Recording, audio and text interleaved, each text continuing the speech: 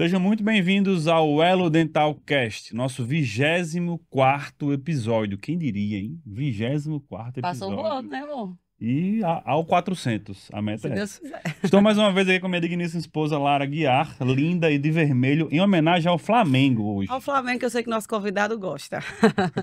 Sejam bem-vindos, pessoal. Estamos muito felizes em estar aqui mais um episódio com vocês. Hoje o tema é um tema curioso. Muita gente tem muita dúvida sobre isso e a gente está aqui justamente para esclarecer todas as dúvidas que vão surgir durante esse bate-papo para vocês. Confesso que hoje talvez seja um episódio que eu fale pouco, escute muito, porque eu sei que eu tenho muito a aprender. Esse é um tema que eu também tenho, todos nós temos muitas dúvidas. É mais um dos temas que a gente não aprende na faculdade e é por isso que a gente achou esse tema tão relevante e trouxe aqui para o nosso podcast. Hoje nós vamos entrevistar Renan Maia. Renan, quem é Renan? Renan, ele é procurador do Estado do Rio Grande do Norte. Eu vou fazer aqui a apresentação do currículo dele, tá certo? Que é de peso. Procurador do Estado do Rio Grande do Norte, ex-procurador do Estado do Paraná, atual corregedor da Procuradoria-Geral do Estado e advogado tributarista. Então, vocês já podem imaginar qual será o tema que a gente vai falar hoje, sobre o que nós vamos falar, amor. Sobre reforma tributária e todos os temas correlacionados ao famoso imposto. É isso mesmo, amigo. Que ninguém gosta de pagar, mas é uma obrigação legal, todos nós precisamos pagar, faz parte da profissão. E como a gente deve fazer isso, até porque novas regras surgiram, novas regras em janeiro agora começaram a valer, a reforma tributária está vindo aí que vai mudar algumas coisas, então para esclarecer tudo ao redor desse tema, trouxemos esse convidado de peso aqui. Seja muito bem-vindo, meu amigo Renan Maia. Muito obrigado, Gustavo, Lara. Uma satisfação imensa estar aqui. Satisfação dupla, né? Tanto do ponto de vista pessoal, estar participando de um projeto de pessoas tão amadas e queridas. E do ponto de vista profissional, porque é sempre muito satisfatório ter a oportunidade de esclarecer alguns pontos sobre a tributação brasileira. A gente vive num país em que a tributação não pode ser um assunto desconhecido, tá? Eu costumo dizer isso. Não é, obviamente, puxando a orelha de ninguém, mas se alguém aí atua profissionalmente e não sabe nada sobre a realidade tributária brasileira, precisa de um choque de realidade. Até quem brada e diz que não tem sócio, na verdade, no Brasil, todos nós temos um grande sócio, que é o poder público. A carga tributária brasileira gira em torno de 40%. É um volume expressivo do que a gente ofere de riqueza que a gente precisa deixar para o poder público, né? Digamos assim, para esse sócio compulsório que todos nós temos. Ninguém gosta de ter esse sócio, mas, em tese, isso se justificaria para o custeio das políticas públicas. Bem, a realidade de você ter alguém que fica com a fatia de 40% de tudo que você ofere de renda, de modo geral, a população brasileira sofre essa carga tributária em torno de 40%, já seria motivo mais do que justo para a gente, né, ter a consciência de que precisa se inteirar sobre o assunto, procurar conhecer. Mas existem até outros dados impressionantes também. Não sei se o pessoal já se atentou, mas já foi divulgado bem na mídia isso. Existe um instituto que faz um cálculo de quantos dias a gente trabalha por ano para pagar imposto. Né? São 5 meses do ano, são 149 dias trabalhando só para pagar tributos no Brasil. Então a gente está agora começando fevereiro, temos uma longa caminhada ainda nesse ano 2025 só para pagar tributo. Naturalmente, conhecer e procurar os caminhos para achar a eficiência tributária é importantíssimo.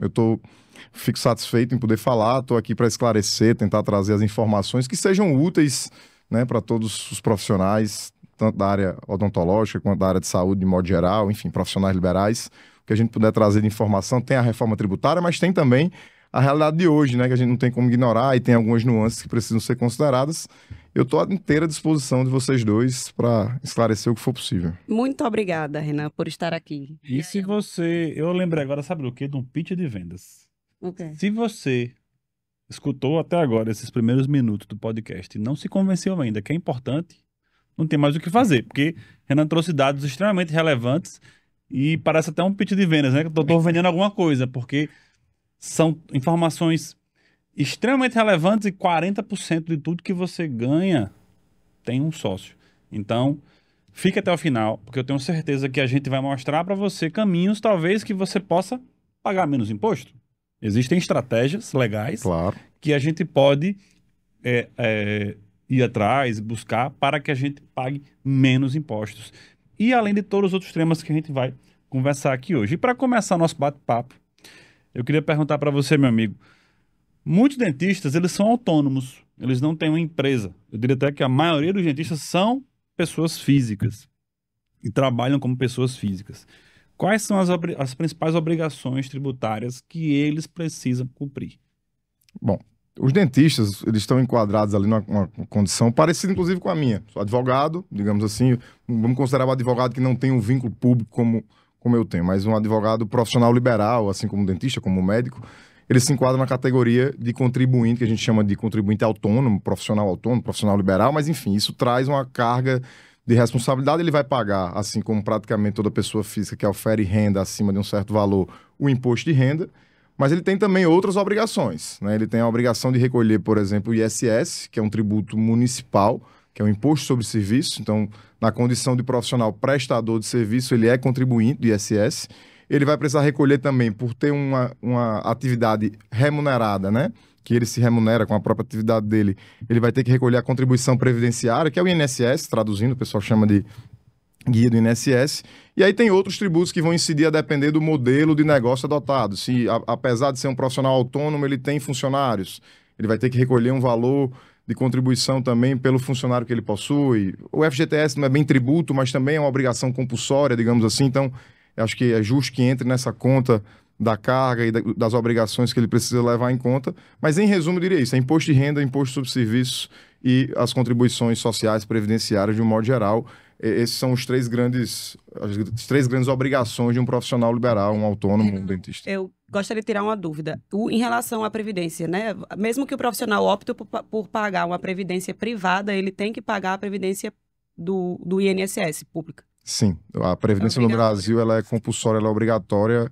E assim, não é uma realidade só brasileira, tá? A previdência pública, isso vem de Otto von Bismarck, ainda na Prússia, coisa antiga, realmente, que dizia que a ideia da previdência é proteger seu eu do futuro do seu eu do presente. Então, ela tem essa natureza realmente obrigatória, compulsória. Então, se você ganha alguma coisa, você obrigatoriamente teria que contribuir. O nome é até meio estranho de contribuição, né? Mas a realidade é essa. Você tem que recolher contribuição previdenciária, mesmo que você opte por ter um produto de previdência privada, num banco privado, enfim. Isso não afasta uma coisa com a outra. O que muda são os valores, né? A previdência pública ela tem um teto. O teto do INSS está ali em torno de R$8.000 hoje. Então, se eventualmente você ofere uma renda muito acima disso, você só é obrigado a recolher até o teto. E aí você pode, naturalmente, fazer seu planejamento previdenciário com outros produtos, enfim, com previdência privada e afins. Certo. Vamos agora já sabendo que tem essas principais contribuições que eu tenho que fazer. O que é que pode acontecer comigo se eu não pagar? Se eu, por exemplo, um profissional agora você deu conta. Não. Quais são tá aqui na nossa pauta, assim, quais são os riscos de não declarar tudo isso, né? De não pagar corretamente esses 3 impostos. O que é que pode acontecer? A pessoa pode realmente ir presa, vai pagar muita multa? Como é que funciona? Tá, me permitam aqui, eu vou ter que separar por partes, tá, pessoal? Certo. A rigor, você não pagar um tributo devido, você está incorrendo uma situação de inadimplência, digamos assim, é a mesma coisa que você não pagar uma conta de um banco. Então, naturalmente, vem ali juros e outros encargos, tem as multas decorrentes dessa mora, né? Essa demora no pagamento, não pagamento dentro do prazo já gera uma multa. O problema é que, às vezes, você não simplesmente deixa de pagar, porque uma coisa é você declarar, cumprir todas as obrigações acessórias, gerar a guia, mas faltou dinheiro, eu não consigo pagar. Isso é pura e simplesmente inadimplemento. Outra coisa é você adotar certas medidas, por exemplo, a mais tradicional delas é a omissão. Você omite a informação do fisco. Então, eu deixo de informar que eu prestei um serviço a um custo de X mil reais. Essa omissão, aí você começa a entrar no cenário mais perigoso, primeiro porque as multas são mais pesadas. Se você se configurar como uma omissão de receitas, a multa pode chegar a 150% do valor do imposto devido. E, eventualmente, a depender da estrutura e da recorrência dessa atividade, você pode sim ser configurado na prática de crime contra a ordem tributária. É o crime de sonegação fiscal, que é popularmente conhecido, e que pode, eventualmente, gerar uma condenação criminal, até mesmo com pena de reclusão. Não é tão comum, tá? Para ninguém ficar assustado também, não quero tirar o sono de ninguém aqui, especialmente na atividade de profissionais liberais. É muito difícil você configurar uma prática realmente de fraude estruturada, de omissão estruturada de receitas. O mais comum é que isso fique na seara, digamos assim, administrativa, civil, no sentido de você sofrer a cobrança acrescida de multas pesadas, essa multa pode chegar a 150%, e aí tem os encargos, juros e multas moratórias, enfim. Renan, você falou do ISS, que é o Isso. Imposto Municipal. Me corrija se eu estiver errado, e talvez isso venha até mudar na reforma, mas hoje você consegue pagar um valor fixo. Isso. Cada município talvez tenha a sua regra. Isso, o ISS é um imposto municipal, então cada município tem a liberdade de estabelecer a sua regra, mas é comum, praticamente todas as capitais têm o regime especial, que é de recolhimento único, de um valor fixo de ISS anual para profissionais liberais. Né? Aqui em Natal, vou pegar o exemplo de Natal, você tem um valor ali que anual vai dar em torno de R$ 1.500 para um profissional liberal com nível superior. Basicamente, dentistas, médicos, advogados, contadores, enfim. A gente tem essa possibilidade do recolhimento de um valor fixo. Tem também a possibilidade de recolhimento de valor fixo quem forma sociedades uniprofissionais. Eu não sei se é tão comum na área da odontologia, mas na área médica, com certeza. Então, é muito comum que os médicos se associem em sociedades que não são sociedades empresariais, tem uma distinção técnica nisso. Então, você forma uma sociedade civil, registrada em cartório, não é registrada na junta comercial, e aí tem vários profissionais que atuam ali diretamente por meio daquela sociedade. A legislação aqui do município de Natal também prevê a possibilidade de um recolhimento em valor único. Vai ser um pouco maior do que se você fosse recolher sozinho, pessoa física, mas tem a vantagem de você estar atuando ali por meio de uma sociedade. Né? Para quem não tem a opção, por exemplo, um prestador de serviço, uma empresa de prestação de serviço, realmente, sei lá, uma construtora, o ISS ele costuma ficar em torno de 5%. Ele vai de 2% a 5%, mas aqui em Natal, por exemplo, a alíquota padrão é de 5%. E aí, se você considerar que tudo que você ofere decorre de uma prestação de serviço, você poderia considerar que é 5% em cima de toda a sua receita bruta, todo o seu faturamento. Então, na maioria absoluta dos casos, o recolhimento por valor fixo ele vale muito a pena. Aí a gente começa a entrar em nuances de escolha de planejamento tributário, que é algo muito importante, né? O ISS é um dos fatores que a gente enxerga e analisa na hora de fazer um planejamento tributário para profissionais da área de saúde, vamos colocar de forma aberta, assim. Porque se você vai, por exemplo, para uma atuação por meio de pessoa jurídica no Simples, o ISS está embutido naquela alíquota do Simples, porque o Simples nada mais é o próprio nome dele, inclusive, é um regime especial de arrecadação unificada. Você junta todos os tributos, os federais, os municipais, eventualmente os estaduais, para quem é contribuinte de ICMS, por exemplo, você junta tudo numa guia única e vai pagar um percentual fixo, que é o valor do Simples. A vantagem, muitas vezes, nesses casos, é porque para a tributação federal e para as contribuições previdenciárias, o Simples costuma ser muito interessante, mas para o ISS, para o profissional liberal, isso já começa a mudar um pouco de figura, porque se você fizer uma conta simples, aqui em Natal, por exemplo, é R$ 1.500 fixo para o profissional, independentemente por ano. E com a possibilidade de pagar parcelado. Você pode pagar, na verdade, a previsão de recolhimento trimestral.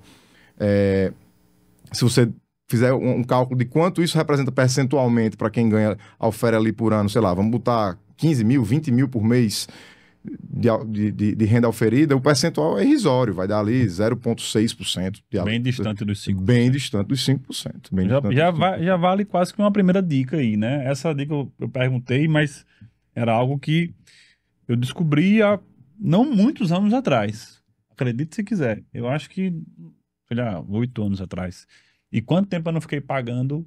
Mas não se culpe por isso, porque o município de Natal aqui, ele deixou a nossa vida um pouco mais difícil, né? O município de Natal teve um problema na legislação e que só veio regularizar realmente isso, deixar a gente com segurança jurídica para fazer esse recolhimento em alíquota fixa a partir de 2021, foi quando ele aprovou a legislação que está em vigência, e aí não tem mais discussão. Porque em relação aos profissionais da saúde, nem tanto, mas contadores, advogados sofreram muito, porque por um erro legislativo ficou como se não tivesse a previsão da alíquota fixa, do valor fixo para alguns profissionais liberais. Isso deu muita discussão judicial, mas hoje está superado para quem atua aqui em Natal, mas também em outros municípios quase todos têm, tá, pessoal? Não é algo exclusivo de Natal, não. Esse regime especial é muito comum e é razoável que exista também, porque de fato 5% não é um percentual desprezível, né? Se fosse começar já com 5%. Com certeza. E eu queria até fazer um adendo aqui. Esse podcast, ele sempre teve essa função de levar informação, né? E é claro que cada caso, pessoal, tem que ser analisado de forma particular. A gente está falando aqui sobre informações gerais. Mas eu tenho certeza que você, profissional da área da saúde, seja lá qual for sua área, você não pode deixar tudo na mão de um terceiro. E aqui, normalmente, se configurou como um contador. Né? Perfeito. Em nenhum caso. Se você é dentista, você não pode deixar na mão de um laboratório tudo que você vai decidir. Se você faz prótese, se você faz orto, você tem que entender o mínimo para que você saiba debater, discutir e até identificar possíveis erros. Então, o ISS fica aí como a primeira atenção. Pô, eu estou pagando por ano ou estou pagando 5% todo mês, ou todo, enfim, em cima de tudo que eu ganho. Então, comecem a ter esse olhar de que muita coisa aqui é técnica, talvez o contador deveria saber, mas se ele não estiver sabendo, não estiver fazendo da forma correta, ou você não tem contador, então vale muito escutar esse podcast com muita atenção. E aí, já puxando o gancho para outra pergunta, vale a pena então ter pessoa jurídica, ser pessoa jurídica? Como é que você vê a questão tributária para a pessoa jurídica, para a pessoa física? Qual a sua visão em cima disso? Gustavo, aí eu vou usar uma fala sua como resposta, tá? Precisa ser analisado caso a caso. Não dá para a gente simplesmente responder que para o profissional liberal da área da saúde é melhor constituir uma pessoa jurídica do que atuar como pessoa física. Isso vai variar conforme a estrutura do seu negócio, da sua atuação. E aí eu vou tentar explicar aqui um porquê, né? Vamos pegar o caso de quem atua como pessoa física. O modelo tradicional que você vai atuar é de recolhimento de imposto de renda por meio do Carnê-Leão. É um sistemazinho da Receita Federal, tem até o aplicativo da Receita Federal hoje, mas se você usar o Carnê-Leão Web, você vai entrar, você tem a condição ali de lançar todas as suas despesas da sua atividade, elas vão ser deduzidas do valor que vai ser tributável, que a gente chama de base de cálculo. Então, o imposto de renda pessoa física, ele tem alíquotas bem expressivas. Ele começa em 7,5%, mas ele vai até 27,5%. Né? Essa alíquota progressiva do imposto de renda ela é alta e é só um dos componentes da carga tributária. Como eu disse, você teria até 27,5% de imposto de renda, mais 20% da sua contribuição previdenciária, mais o ISS. Então, pode parecer que ficaria muito pesado. Qual é o ponto? Atuando por meio de pessoa física, na sistemática do Carnê-Leão, você consegue reduzir, enxugar a sua base de cálculo. Você vai lançar ali as despesas da atividade, aquelas despesas vão abater do valor total que você auferiu, né, no período, e isso naturalmente reduz o valor do imposto de renda a ser pago. Até porque, como ele é pago por faixas, a alíquota efetiva ela não vai ficar em 27,5%. Ela vai ficar uma alíquota efetiva menor, e aí você começa a ter que fazer uma análise caso a caso. Depende do faturamento, tá? Depende, por exemplo, eu tenho muitas despesas ou não. Porque para quem eventualmente tenha pouquíssimas despesas dedutíveis, talvez seja melhor você deixar de atuar pessoa física para atuar por meio de uma PJ do Simples. Porque o Simples ele não tem essa característica de você fazer dedução. Ele é uma alíquota fixa que vai lhe permitir recolher, digamos assim, de forma padronizada todos os meses, sem muita dor de cabeça, é algo até simples, não tem tanto trabalho, mas as alíquotas para os profissionais da saúde, elas não são tão baixas assim. O Simples, às vezes, ele engana, tá? Porque aí é uma questão técnica, não vou entrar em detalhes, mas o profissional de saúde, ele basicamente pode se enquadrar em dois anexos do Simples, o anexo 3 ou o anexo 5. O anexo 3, ele é muito bom porque ele parte de uma alíquota baixa. De 6%, ele pode chegar até 33%, mas 33% é realmente para linhas de faturamento bem elevadas, né? Faturamentos ali já ultrapassando os 3 milhões por ano. Então, assim, não é um faturamento baixo. Aí, para esse patamar de faturamento, eu digo sem medo de errar que é melhor você atuar por meio de uma pessoa jurídica, com uma estrutura talvez de lucro presumido, aí você precisa realmente de uma atividade de consultoria contábil e tributária, jurídica, muito mais completa, porque qualquer economia que você faça, qualquer eficiência que você faça, tranquilamente já vale a pena. Mas na linha do que você disse, como eu disse, o conhecimento é poder e por vezes não é desconhecimento do profissional, não é desconhecimento do contador. É porque a atividade, naturalmente, de assessoramento contábil, você vai prestando um serviço para vários clientes e nem todo profissional está dentro do escopo do contrato dele ali fazer uma análise de planejamento para fazer um comparativo de cenários. Então, isso é que eu costumo recomendar. O pessoal às vezes critica, não, porque meu contador não me disse isso. Ok, será que você contratou o seu contador para isso ou você contratou o seu contador para fazer a operação mês a mês?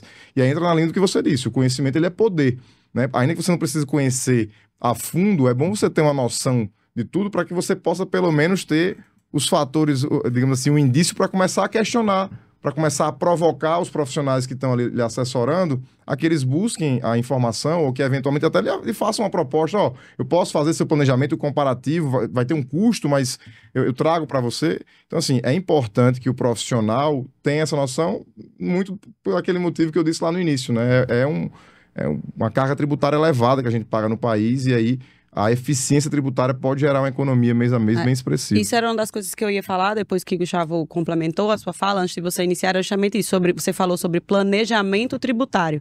E aí isso é feito com o contador. O profissional responsável por isso é o contador, ou no caso você que é um advogado ou tributarista, você atua nessa área de planejamento também, ou isso é uma função do contador ou é meio misturado? Como é que funciona? Olha, a atividade de consultoria, digamos assim, de planejamento tributário, ela pode ser feita tanto pelos contadores quanto pelos advogados. Nós fazemos planejamento tributário, digamos assim, uma área de atuação muito especializada do escritório, porque você precisa não somente enxergar as regras postas, que geralmente são as regras que, digamos, os profissionais contábeis têm a obrigação de conhecer e dominar. A vantagem de você aliar no seu planejamento tributário uma visão jurídica da advocacia tributária, digamos assim, é porque eventualmente você encontra soluções indo além do que já está posto, seja por uma medida judicial, seja pelo embasamento e a defesa de uma tese que vai lhe gerar uma economia. Então, nós fazemos planejamento, respondendo objetivamente, o escritório, a gente tem uma atuação muito forte com planejamento tributário, e aí eu volto a dizer, para a área de saúde, essa análise caso a caso é bem interessante. Um elemento que você trouxe, que eu ia dizer, acabei deixando passar, é que, por exemplo, a gente tem vários clientes, inclusive, em que a gente recomenda fazer uma atuação, digamos, híbrida. Ele tanto tem uma PJ, quanto ele faz também o carnê-leão. Isso é bem comum, eu diria, para quem está bem assessorado, mas muitos profissionais não se atentam para isso. Porque, como eu volto a dizer, vai depender da dinâmica da sua atividade em específico. Em cada local. É muito comum na área de saúde que os profissionais atuem em diversos lugares. Às vezes você tem um vínculo, por exemplo, com um plano de saúde que você precisa receber pessoa física, porque você está ali como cooperado, eventualmente, mas aí você tem também seu consultório, que tem uma estrutura de funcionários, e talvez seja melhor você constituir uma pessoa jurídica. Aí volto a dizer, realmente é uma análise caso a caso que merece ser feita, mas eu insisto, vale o tempo dedicado a isso, vale a energia despendida para fazer esse planejamento.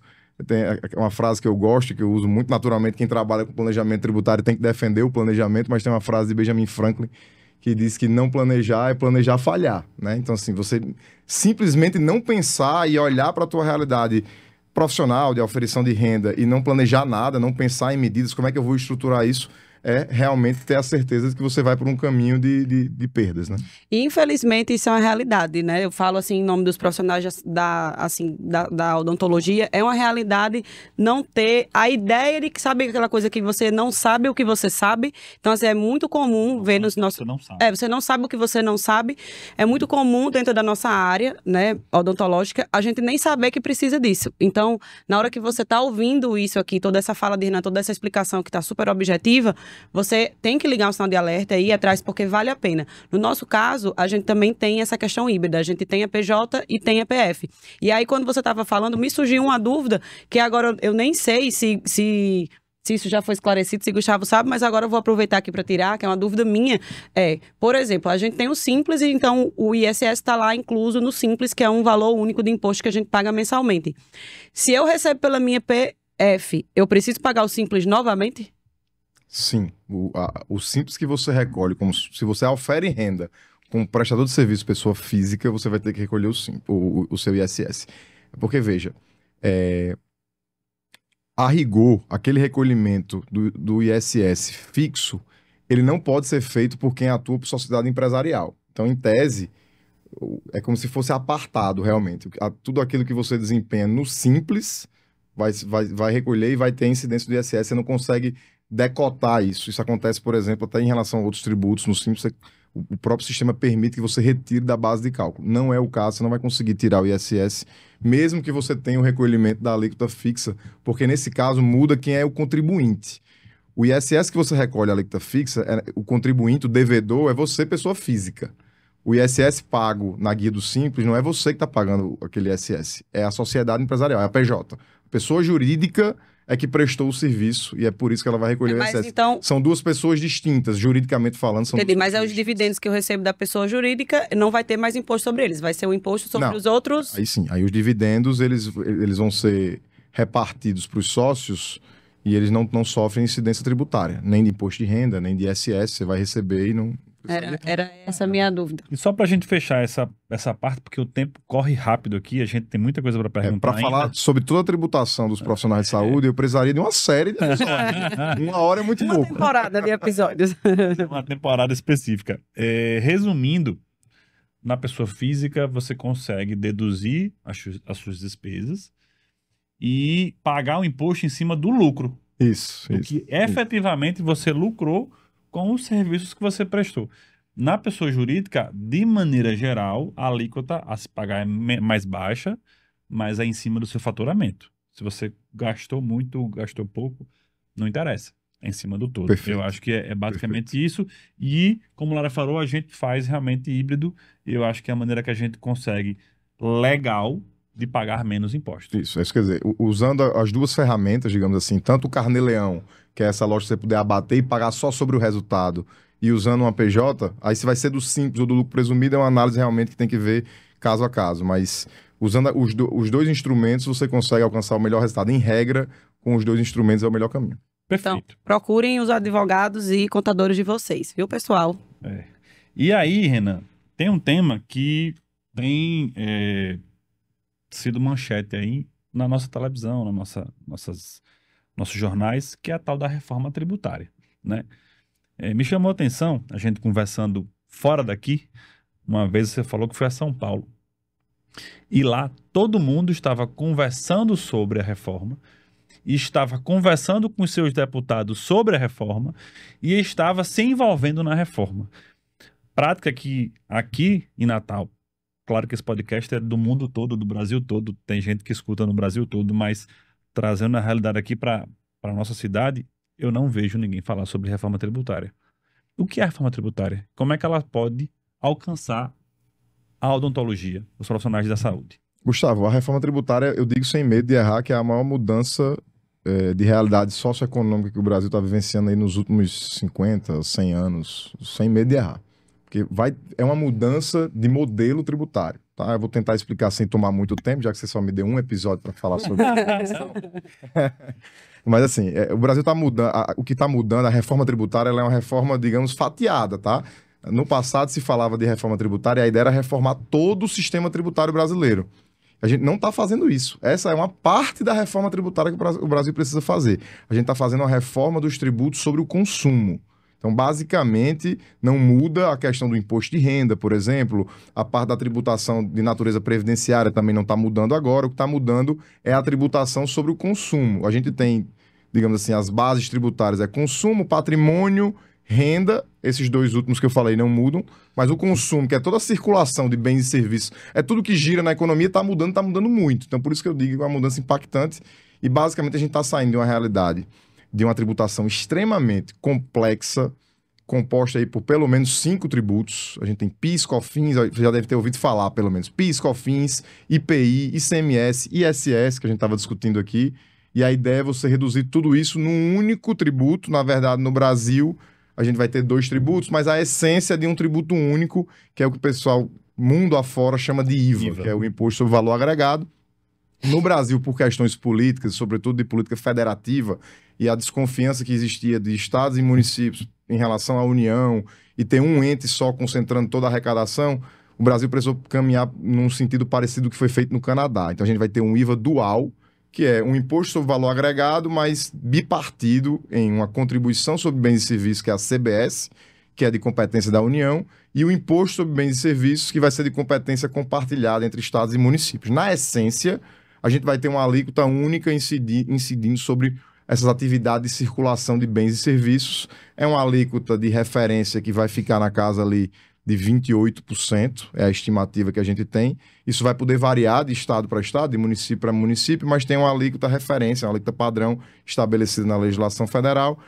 Dificilmente vão ter grandes discrepâncias, porque isso geraria um impacto natural na estruturação econômica de cada cidade ou de cada estado que caminhasse pela adoção de uma alíquota muito distoante. A tendência é que as alíquotas fiquem nesse padrão, mas a mudança vai ser muito grande. Primeiro porque a gente vai simplificar demais o modelo, mas a principal mudança, eu diria, é porque hoje a gente não tem uma tributação em base tão ampla quanto vai ter. O IVA, a CBS, o IBS, ele tem base ampla. É da essência do IVA ele ter uma regra absoluta de não cumulatividade. Isso quer dizer o quê? Que não é para ir somando o imposto pago a cada etapa da cadeia produtiva. A indústria paga um valor, aí o distribuidor compra, paga um valor. A lógica do IVA é que você possa se creditar. Então, se eu comprei de Gustavo essa caneca para vender ali no mercado e eu paguei R$10, mas 2 era de imposto, eu vou poder usar 2 de crédito na hora que eu for calcular o meu imposto. A lógica do IVA é para isso ser pleno, não cumulatividade plena. E a outra regra essencial de um IVA é base ampla. É para ele incidir sobre toda e qualquer atividade de circulação de bens e serviços. Isso significa o quê? Eu vou trazer um exemplo prático aqui. Por exemplo, hoje no Brasil não se paga nenhum tributo sobre locação, tirando o imposto de renda, mas o tributo pela atividade de locação. Não incide ISS e não incide ICMS. Certo? Isso vai mudar com isso. De imóvel, por exemplo. De imóvel, por exemplo. O pessoal paga só o imposto de renda, mas você não paga nem ISS, nem ICMS. Locação de maquinário, por exemplo, que impacta muito no custo de obras, de montagem de eventos, enfim. Também não se paga. Uma sala num prédio comercial. Eu loco essa sala. Isso. Então, a tendência é que esse valor vai aumentar? Aí, o futuro, ele é incerto porque a gente vai precisar conformar a realidade do custo de cada um. Mas, de regra, a tendência é que tenha um aumento, sim, no valor dos aluguéis, é o que se estima. O que foi feito para amenizar isso? Tá? Como eu falei, a alíquota, veja, quem está pagando hoje 0, iria pagar 28%. Então, o que a legislação já previu? A legislação foi aprovada agora, dia 16 de janeiro, tá, pessoal? São mais de 500 artigos na legislação que regulamentam o IBS e a CBS, mas como a locação é uma atividade que afeta muitos clientes lá do escritório, essa parte, inclusive, a gente já está bem afinado a respeito. A gente tem uma previsão de um redutor de 70% para locação. Então vai ter um impacto, mas não vai ser o impacto. Eu trouxe a locação apenas como um exemplo para mostrar que o que vai mudar efetivamente, fora a simplificação, a possibilidade do creditamento e tudo, é que IBS e a CBS, o IVA dual, ele vai ser uma realidade que vai incidir em toda a cadeia econômica.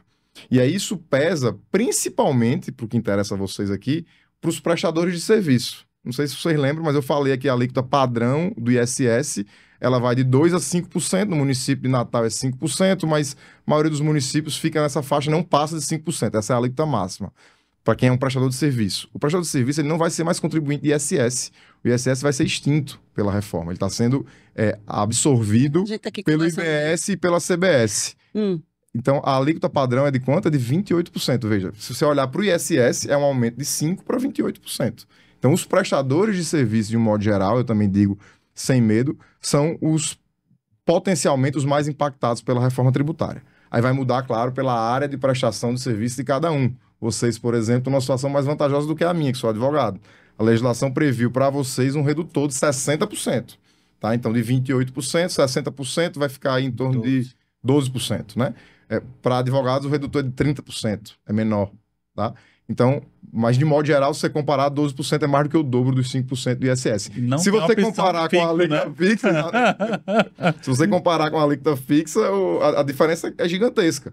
Então, olhando para o futuro dos prestadores de serviço como um todo, a necessidade é de preocupação, mas não no sentido de se desesperar, é de começar a parar e planejar a sua atividade. Porque qual é o grande caminho para você reduzir carga tributária na realidade pós-reforma? É aquela linha que eu falei dos créditos, não sei se ficou claro.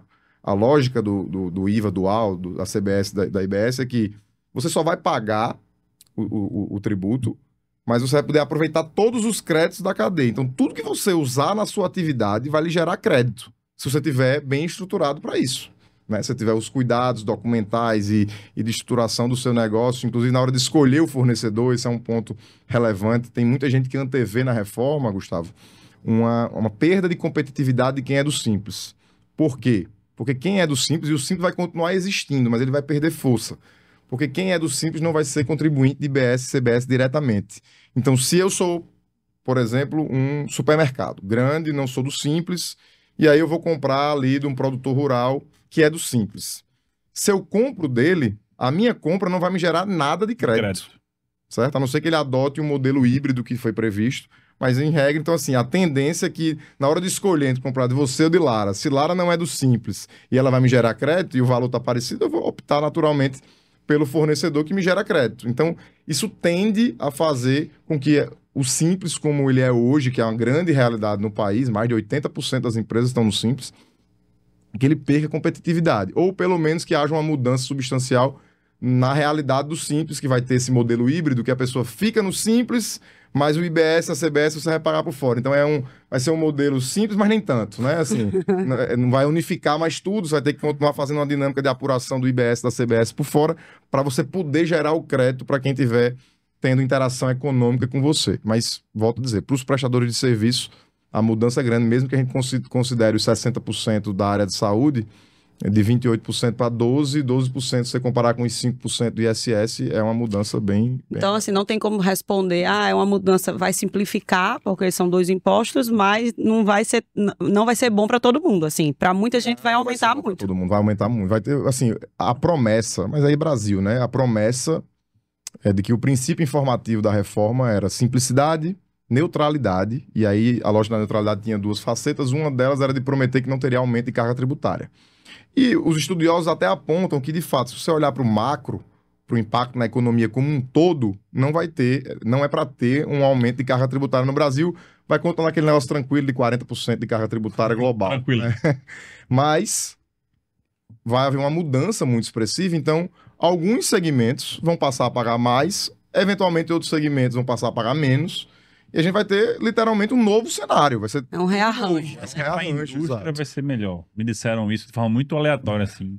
Olhe, as indústrias, inclusive a gente participou de um evento também lá na Fierne, é uma discussão preocupante, porque as indústrias, de fato, se você olhar para o modelo cru que a gente tem hoje, para o que vai ter, parece que as indústrias teriam um ganho, mas a realidade no Brasil é que, sei lá, 90% das grandes indústrias têm benefício fiscal. Tem algum tipo de incentivo fiscal. E os incentivos fiscais que impactam para a indústria são incentivos estaduais, então varia de estado para estado. Um estado faz um pouco melhor para atrair investimento e atrair indústrias, e no modelo pós-reforma não é mais para ter benefício fiscal. O que tem de benefício é o que tem que estar previsto na legislação única. Então não pode mais um estado fazer um benefício, não vai ter mais isso. A ideia é acabar completamente com a guerra fiscal. Então eu sinceramente não acho que vai melhorar muito para as indústrias, não. Acho que vai ficar parecido, porque elas têm os benefícios fiscais atualmente e vão para um modelo que vai permitir esse creditamento pleno. Não acho que eles vão ser tão impactados, e os estudos mostram isso. É como se fosse ficar, digamos, num cenário parecido. Mas para os prestadores de serviço, digamos assim, que é o pessoal que está nos ouvindo aqui, o futuro precisa ser enxergado com bastante calma e atenção para... Tá, mas antes que a galera comece a puxar os cabelos ali, Não, escutando. claro. Você falou que dia 16 isso foi aprovado. Então já tá valendo? Não. A reforma tributária ela tem um prazo de transição até longo, tá? Mas também não é tão longo assim, não é algo, não, daqui a alguns anos eu vejo isso. A reforma ela foi aprovada inicialmente em 2023 por uma mudança na Constituição Federal. Teve 2024 todo de tramitação das legislações que regulamentam a reforma. O que foi aprovado agora é uma parte da regulamentação, que é, digamos assim, a lei complementar, que é a 214 de 2025, que trata do IBS e da CBS, que é esse IVA dual, traz todas as regras, os regimes diferenciados, todas as previsões detalhadas. Existe ainda uma legislação em tramitação no Senado, um projeto de lei em tramitação, que vai disciplinar a forma de administração desses novos impostos, desses novos tributos, como é que vai funcionar o comitê gestor entre estados e municípios, como é que vai ser a repartição desses valores. Isso ainda não está aprovado, mas tem que ser aprovado agora, em 2025, porque em 2026 já começa efetivamente a ter efeito prático, tá? A partir de 2026 inicia a fase de transição, que vai até 2033. Em 2026 vai ser algo muito incipiente, com, na verdade, uma cobrança quase que simbólica, apenas para testar os sistemas. Foi isso que o Ministério da Fazenda entendeu como necessário. Então, em 2026, vai ser uma alíquota realmente simbólica, apenas para você fazer o teste de emissão, mas já vai impactar na nossa vida, digamos assim, porque os contadores, por exemplo, e aí eu digo aos colegas contadores sempre, que eles vão passar a trabalhar o dobro, né? Porque eles vão estar operando Dois sistemas. Concomitantemente com 2 sistemas, com 2 modelos tributários. Um é para testar, para o contribuinte não tem impacto, mas para o contador, que vai ter as obrigações acessórias de gerar guia, gerar nota, etc., vai ter um impacto significativo. E a partir de 2027 já começa a cobrança para valer. Aí essa cobrança ela vai aumentando gradualmente, ano após ano, até 2033. Tá. Em relação a esses descontos que você falou, que a pessoa vai, tipo, pagou um imposto aqui, o outro vai ter um desconto, vai tendo essas deduções. Quem vai ser responsável por isso? Por exemplo, no caso do dentista, é o próprio profissional que tem que se dar conta de que fornecedores ele está olhando, ele está comprando e da onde ele pode ter essas deduções? Ou isso vai ser uma coisa automática do sistema? Uma pergunta de milhão aí. A promessa é que a informatização seja num nível nunca antes visto nesse país. Existe uma ferramenta que a reforma trouxe, eu vou começar a entrar em termos mais técnicos, mas chama Split Payment. A promessa é de que na hora de você fazer os pagamentos, ou seja, você está pagando ao seu fornecedor no sistema bancário, já vai ter uma ferramenta de retenção e recolhimento imediato do imposto. Porque, veja, eu só vou poder me apropriar de um crédito, ou seja, vou calcular quanto é que eu vou pagar de imposto que eu estou vendendo esse celular. Eu só vou poder usar um crédito do que eu comprei se o imposto que quem me vendeu tiver sido pago. Não basta ele ter declarado, não precisa ter sido pago. Então, para evitar do contribuinte ficar na mão do seu fornecedor em relação à adimplência ou inadimplência, a ideia é que o sistema já faça... Na hora que eu estiver pagando ao meu fornecedor, o que seria do tributo já vai ser direcionado. É o split payment. Vai repartir o pagamento, a parte que vai para o fornecedor e a parte que já é de tributo. É igual quem é servidor público que já paga o imposto na ponte. São as retenções. É uma espécie de retenção, de fato. Só enxergar assim, porque não vai ter ninguém retendo, mas a lógica é a mesma, né? Você já garantir ali que o dinheiro nem chegue na mão daquela pessoa, já vai direto para adimplir a obrigação tributária. E para a gente não deixar de falar dessa próxima pauta aqui, eu já quero emendar num outro tema também que é muito relevante. Esse ano mudou uma regra sobre emissão de recibo para profissionais da área da saúde, né? Em teoria, não se pode mais emitir recibos no papel. Você tem que fazer tudo isso de forma eletrônica. Se você está escutando esse podcast e também não sabia disso, perceba, o podcast não é para lhe assustar, pelo contrário, é para trazer para você essas informações que são relevantes, que podem influenciar no seu bolso, para que você não pague impostos que você nem sabia que deveriam pagar, ou que você deixe de fazer da forma correta. Eu sei que tem colegas que fazem o seu próprio imposto de renda. Eles não têm um contador, então às vezes eles não sabem ainda dessa mudança de regra. Então, fale um pouquinho, por favor, meu amigo, sobre essa nova forma de emissão de recibo. Eu vou só ressaltar aqui, porque eu abri caixinha de perguntas antes do episódio iniciar e 100% das perguntas eram sobre isso. Como fazer o recibo digital, como usar o Gov, o que é que eu tenho que fazer, quem que eu devo procurar.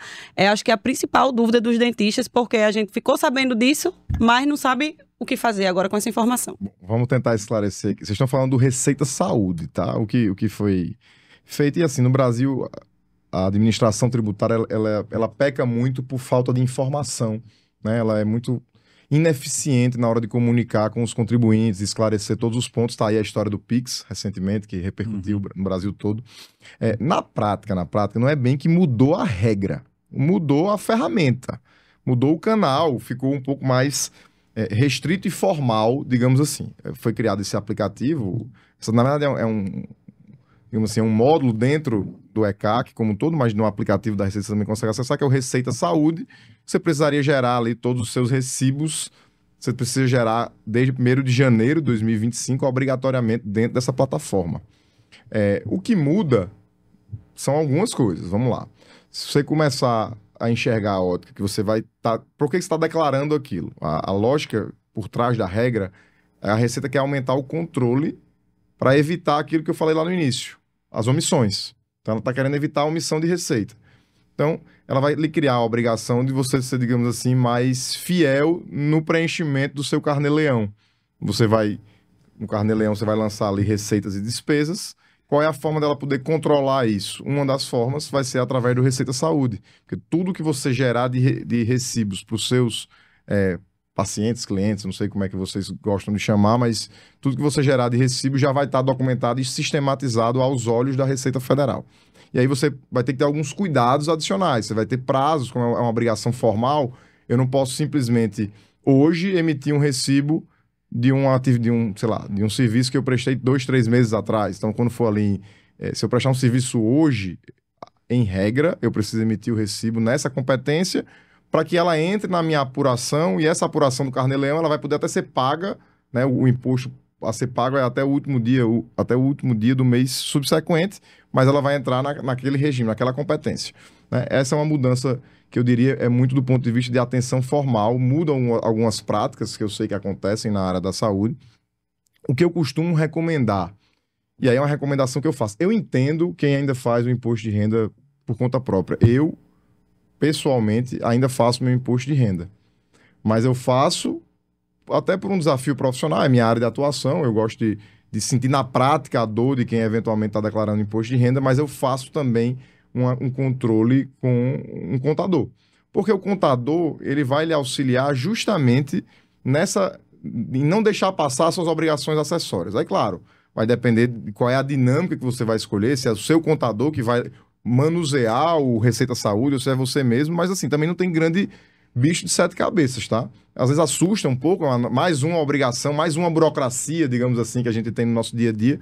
Mas se você botar no Google ECAC, Gov, você consegue acessar o ECAC. ECAC. ECAC, que é o portal da Receita Federal para serviços diversos, tá? É o portal de atendimento da pessoa física. Dentro do ECAC vai ter lá a aba do Receita Saúde, você vai entrar, tem um aplicativo para celular, o aplicativo da Receita, que também tem a aba do Receita Saúde, e você consegue cadastrar lá, passar a cadastrar. Você vai precisar organizar na sua rotina profissional esse cuidado de quanto em quanto tempo eu vou lançar os meus recibos. Vai ser diário, vai ser semanal. Eu não recomendo que a pessoa queira acumular para fazer, a cada 2 meses, por exemplo. Não pode. Você tem que fazer algo realmente, tem que ser mais fiel ao tempo. Então, não dá para demorar muito. E com o tempo, eu penso que a tendência vai ser, inclusive, que os usuários, né, os pacientes, os clientes, eles vão querer essa agilidade também, já receber os seus recibos, já documentar corretamente, porque isso tem impacto, inclusive, para a dedução do imposto de renda de quem está tendo um custo, eventualmente, com algum serviço médico, odontológico, enfim. Renan, desculpa até lhe interromper. Não? Trazendo até para a realidade clínica, né? Tem paciente que fala assim, eu não quero meu recibo agora, porque senão eu vou perder, eu quero depois. Você tem que, na mesma hora, de preferência, né, para obedecer essa questão da competência, já entregar esse recibo, já declarar esse recibo. Você não pode mais, entre aspas, deixar para depois. Isso. E aí é uma questão de esclarecimento para o paciente, para o cliente. Porque, veja, uma das vantagens, inclusive, para ele, é que ao você fornecer pelo Receita Saúde, quando ele for fazer a declaração de imposto de renda dele, ele puxar o pré-preenchido, já vai estar lá.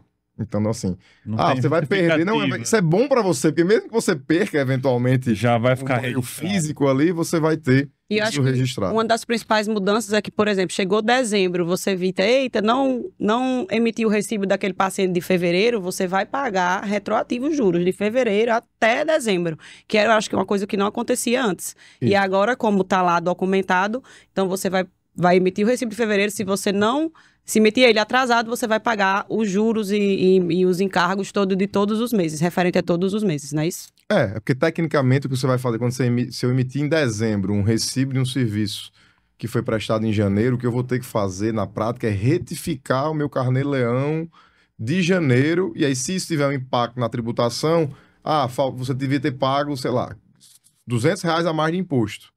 Aí a Receita Federal naturalmente vai calcular os encargos sobre esse tempo que você, digamos assim, ficou em aberto com esses R$200. A gente tem aqui uma das nossas perguntas, dos nossos pontos, a gente já está se aproximando do fim do nosso podcast, a gente costuma dizer que passa rápido, não sei se para você, mas para a gente sempre passa rápido, a gente aprende tanto aqui, espero que vocês também estejam aprendendo, e aí assim, para a gente passa rápido, porque muita informação. E aí a gente tinha colocado aqui uma das pautas, uma das perguntas que a gente queria fazer a você, estratégias para a redução da carga tributária. Eu acredito que talvez ele já tenha respondido, que é esse planejamento que deve ser feito, talvez de forma híbrida, de PJ, PF, dentro da legalidade, que existem outras estratégias que o profissional pode lançar mão para tentar diminuir essa carga que ele tem? Existem várias estratégias, como eu disse, a depender da estrutura do negócio. E aí, naturalmente enviesado, eu vou dizer, como é que você deve fazer para planejar tributariamente a sua atuação? Se cerque de profissionais qualificados e competentes, como eu disse, podem ser contadores, advogados, preferencialmente ambos. O ideal de um planejamento bem feito é que você tenha a visão completa, tanto da parte operacional contábil, quanto da parte realmente de incidência, da estrutura jurídica, de incidência dos tributos, para que você encontre um caminho eficiente. Então, eu não recomendo os planejamentos tributários realizados de forma, digamos assim, por conta própria, ou por mais que o conhecimento seja poder, e eu defenda e eu insisto nisso. A gente participa de alguns eventos, inclusive no sistema, digamos assim, da parcela produtiva da sociedade, Sebrae, Fierne, etc. E a gente sempre diz, olha, É preciso que o empresário, e aí eu vou colocar os profissionais liberais aqui, lato sensu nessa categoria, quem está ali trabalhando, gerando riqueza, precisa conhecer, ter informação, mas não dá para também querer abraçar o mundo com os braços. Assim, eu não vou conseguir dominar tudo. Você vai dominar a sua atividade fim, e o ideal para você encontrar os melhores caminhos é se cercar de profissionais qualificados para você ter um planejamento eficiente e seguro, que esse é o ponto. A realidade tributária, da mesma forma que ela pode lhe gerar bons ganhos, ela pode lhe gerar uma dor de cabeça imensa. O planejamento tributário mal feito pode lhe gerar perdas, mas um planejamento tributário agressivo demais e irresponsável do ponto de vista de segurança jurídica vai lhe gerar, talvez, uma grande dor de cabeça, um processo criminal, ou eventualmente um custo financeiro com multas, etc. Então é preciso ter cuidado, porque não é uma atividade que você consiga corrigir os erros de forma, digamos assim, sem grandes consequências. Qualquer erro na sua apuração tributária pode ter consequências Para a vida relevantes. toda, né? Às Exato. vezes. Renan, já que a gente tocou nesse assunto, essa história do Pix. O governo, Coloquei não em mais lençóis. o em maus governo, lençóis. a Receita Federal, ela mudou as regras, depois voltou atrás. O que aconteceu? Por que gerou tanto bafafá esse assunto e tanta repercussão? Eu vou, Tirando a parte política, que eu sei que é muito espinhosa, né? Mas sabiamente, para fugir da parte política, tá, Gustavo? Eu não vou ter como lhe responder por quê e como, por que desse bafafá, por que repercutiu. Aí são questões circunstanciais da nossa realidade política, talvez. Mas o fato é que o intuito da administração tributária, Receita Federal, receitas estaduais, municipais, o grande objetivo deles é sempre aumentar controle. Você quer diminuir sonegação, você quer diminuir as situações de omissão. Então, o fisco ele sempre vem adotando uma medida ou outra para aumentar controle. Por exemplo, Receita Saúde. A ideia é essa. Tudo que você fizer agora, você vai ter que obrigatoriamente lançar no sistema que a Receita Federal é quem tem a base. Por quê? Porque agora ela vai ter mais uma base de verificação para saber. Mas a Receita Federal, por exemplo, ela tem controle e existem normas que permitem a ela, por exemplo, acessar os nossos gastos com cartão de crédito. Não sei se os profissionais de saúde que estão aí eventualmente simplesmente omitindo seus ganhos com sua atividade profissional sabem disso, mas se você tem uma fatura de cartão de crédito recorrentemente incompatível com seus ganhos declarados, a tendência é que você seja autuado, caia na malha fina, precisa apresentar esclarecimentos. A ideia daquela instrução normativa, que foi aprovada, na verdade, bem antes, ela só repercutiu depois. Quando ia começar a valer, foi que teve a repercussão, foi que se percebeu que a Receita Federal estava, digamos, fechando o cerco sobre uma parcela da sociedade que talvez seja a parcela em maior situação de vulnerabilidade, que é uma parcela de ganhos pequenos, porque ela reduziu ali os níveis de valor em que o Pix passaria a ser totalmente monitorado, e isso naturalmente assusta quem está no mercado informal, o pequeno vendedor, o autônomo ali que vende, sei lá, bebida na saída do estádio, o que vende comida no... Isso, então isso assusta, porque o pessoal percebe que está aumentando o controle sobre essa parcela da população. E por que está aumentando o controle? Qual é o passo seguinte do aumento de controle? Poderia ser, digamos assim, uma sanha arrecadatória de cobrança, que naturalmente teria um impacto na vida de todos eles. O governo voltou atrás, mas isso não significa, eu faço aqui o alerta, que a gente possa simplesmente movimentar o Pix ou as nossas contas bancárias de modo tranquilo, achando que, não, se eu estou omitindo receita, mas agora não tem mais o controle do Pix, calma lá. Existem várias ferramentas de controle que a Receita Federal tem acesso. Então, se você está numa situação de uma circunstância ou outra, você ter uma movimentação financeira incompatível com seus ganhos declarados, eu aconselho procurar também um profissional da área tributária, seja contador, advogado, para você, pelo menos, pensar numa forma de você minimamente se regularizar. Se eventualmente não der para você enfrentar o passivo, com efeitos retroativos daqui para trás, e pelo menos arrumar a casa para daqui para frente você evitar um problema maior, porque por vezes, e esse é um ponto que as pessoas não sabem, mas tem um tempo para a Receita Federal fiscalizar. Então, se eventualmente você omitiu receitas lá em 2022, aparece já faz tempo, mas ainda está em tempo da Receita Federal lhe cobrar. Ela tem não até 5 prescreveu anos, exato. Ainda, né? Então, é preciso tomar cuidado. Como eu disse, movimentação bancária, cartão de crédito, aquisição de patrimônio. Eu tenho situações assim, já passaram pelo escritório, que seria cômico se não fosse trágico, de clientes que têm Imóveis, carros de luxo, declaração de rendimento zero. É questão de tempo para a Receita Federal buscar ali uma autuação por omissão de rendimentos, né? Então, é preciso tomar esses cuidados, não dá para se confiar simplesmente, não, o governo voltou atrás no controle do PIX.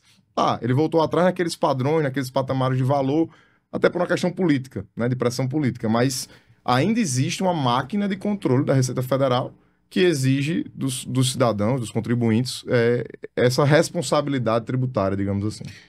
E para a gente até fechar nosso episódio, que infelizmente já se passaram aí quase 60 minutos de episódio, eu queria também deixar uma mensagem do ponto de vista de empreendedorismo, né, de empreender na profissão.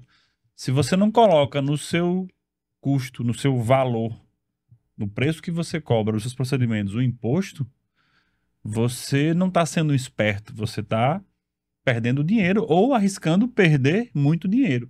Você tem que saber cobrar. Isso, infelizmente, a gente também não aprende na faculdade. A gente não aprende a precificar absolutamente nada. E dentro da precificação, tem que estar lá o imposto. E você tem que saber quanto imposto você paga para poder precificar de forma correta. Então, eu acho que o episódio de hoje foi muito legal porque trouxe essa luz. É óbvio que só em uma hora não dava para esclarecer tudo, mas deu para plantar uma semente de que é um tema que eu preciso ter atenção, eu tenho que ir atrás, eu tenho que me cercar de informação para que, no final, eu não incorra em problemas sérios junto à Receita, junto ao Fisco e junto ao famoso leão, que é o que assusta tanta gente. E já está chegando aí, né, o imposto de renda. Imposto de renda, então se organizem, juntem os papéis, façam de forma correta. Procure os profissionais. E eu acho que agradecer a sua participação, né? Deixei para dizer no final, mas quem já conhece já sabe. Renan é meu cunhado, é irmão de Lara, é uma pessoa que a gente tem muito apreço, né, de forma pessoal e também muita admiração de forma profissional, por isso que ele está aqui hoje. Não é só porque é meu cunhado ou irmão de Lara, mas porque de fato é uma pessoa que a gente confia demais, pessoalmente e profissionalmente falando. Muito obrigado, Renan, pela sua participação. Por favor, seus comentários aí finais, mas foi uma alegria tê-lo aqui conosco. A alegria foi toda minha. Como eu disse, especial poder participar. Pena que, como eu disse, você não me deu uma série de episódios, só uma hora para falar sobre muita coisa.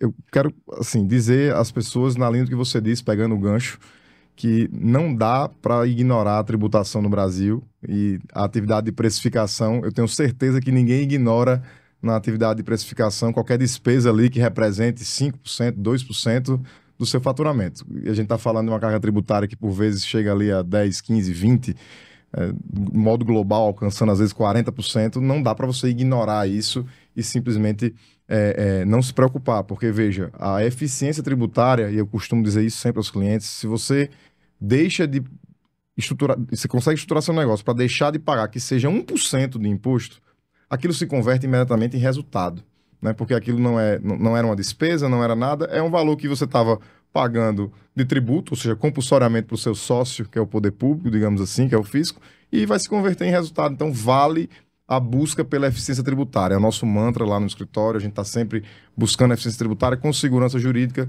buscando os caminhos legais, viáveis para cada negócio, para cada modelo, e cada um vai ter sua peculiaridade, vale refletir sobre, se debruçar sobre o assunto, a gente fica à disposição, e eu insisto, foi uma satisfação imensa estar aqui com vocês, muito feliz, pena que acabou, né? Isso mesmo, pessoal. Eu agora tenho que agradecer, né, Renan, meu irmão. Eu tenho uma admiração gigante por ele. Ele é uma pessoa extremamente inteligente. Eu né, sou irmã mais velha, mas e vi todo o seu crescimento desde quando a gente estudava lá na escola.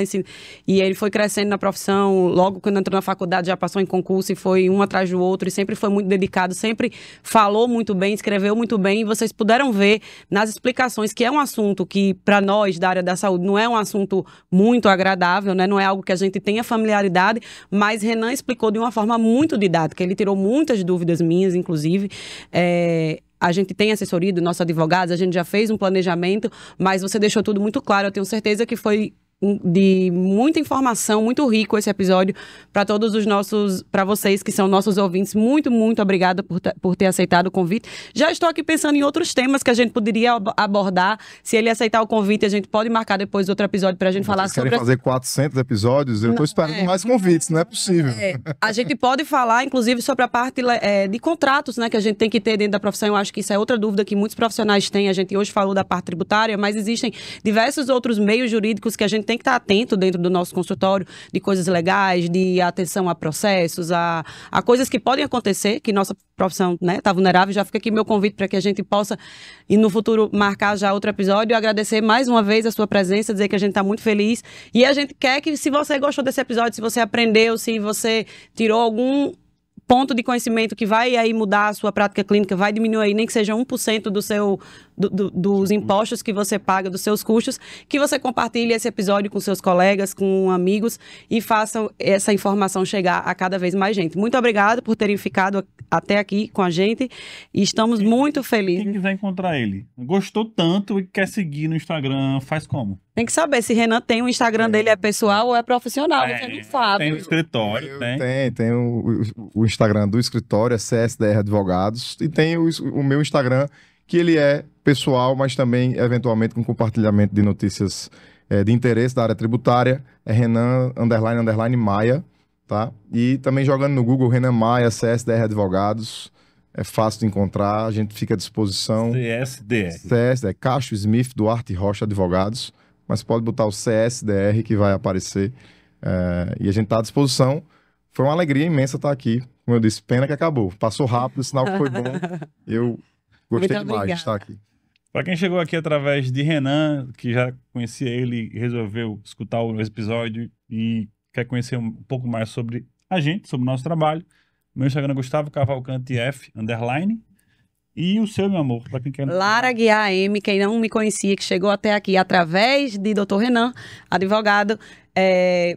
Me sigam, vejam lá meu Instagram, tem muita coisa legal, a parte de odontologia, de mãe, um pouco da vida dessa como é que chama? Host desse podcast. Tem muita informação bacana, nos sigam e compartilhem esse episódio que a gente vai ficar muito feliz. Forte abraço, que Deus abençoe vocês, até a próxima. Tchau.